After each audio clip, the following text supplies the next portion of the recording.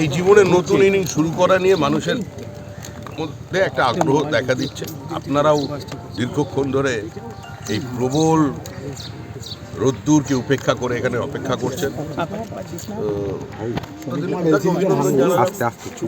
দিলীপ ঘোষ একজন সম্পূর্ণ আদ্যন্ত সামাজিক এবং রাজনৈতিক।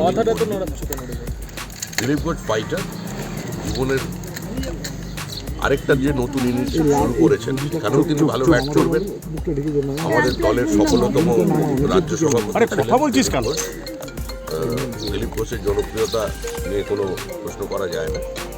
আর তিনি রাজনীতির ময়দানে ছিলেন, আছেন, থাকবেন। তিনি বিবাহ বন্ধনে আবদ্ধ হচ্ছেন, এটা তো আনন্দের খবর। তার এই নতুন জীবন আনন্দময় হোক, সুখে থাকুন, ভালো থাকুন এবং একই ছন্দের রাজনীতিতে থাকুন, এটাই জানিয়ে নামলেন দিলীপ দা। রাজনীতির ময়দানে তার কি এই গতি থাকবে এই মুহূর্তে, নাকি তিনি ঘরবন্দি হয়ে যাবেন সেই একটা চিন্তা কাজ করছে? অবসরের পথে হাঁটতে পারেন। রাজনৈতিক কর্মীর কোনো অবসর হয় না, সামাজিক কর্মীর কোনো অবসর হয় না। যারা রাজনীতি করেন তাদের মধ্যে 95% বিবাহিত।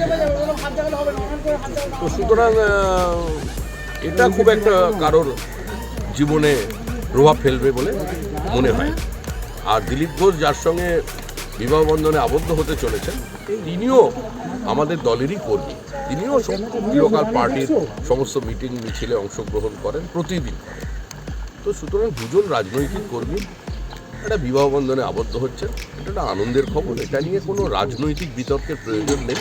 দিলীপ দা ছিলেন, আছেন এবং নিজের ছন্দেই ভবিষ্যতে। আজকে তো রেজিস্ট্রি হবে সামাজিকভাবে, যেভাবে আমরা বিয়ে দেখে থাকি বাঙালি, সেইরকম ভাবে কিছু কথা হচ্ছে? বৈদিক মতে বিয়ে না? সম্পূর্ণ বৈদিক মতেই বিয়ে হচ্ছে, শাস্ত্র মেনে। দিলীপ দার মা উপস্থিত আছেন। আন্নিমুখ যেটা করা হয় পূর্বপুরুষের উদ্দেশ্যে জল, আমি সেই অনুষ্ঠান দেখে এলাম। হচ্ছে সব মেনেই। বিয়ে কটার সময় লগ্ন? এটা আমাদের লগ্নে হবে, এত অপেক্ষা করার কোনো কারণ নেই। সৌভিকদা, দলের মধ্যে অবিবাহিত আপনি রয়েছেন, আজকে দিলীপদার বিয়ের পর মানে আপনি কোনো সিদ্ধান্ত নিচ্ছেন ভবিষ্যতে? এটা এই বিষয়ে দিলীপ দা আমাকে কোনো অনুপ্রেরণা দিতে পারে না।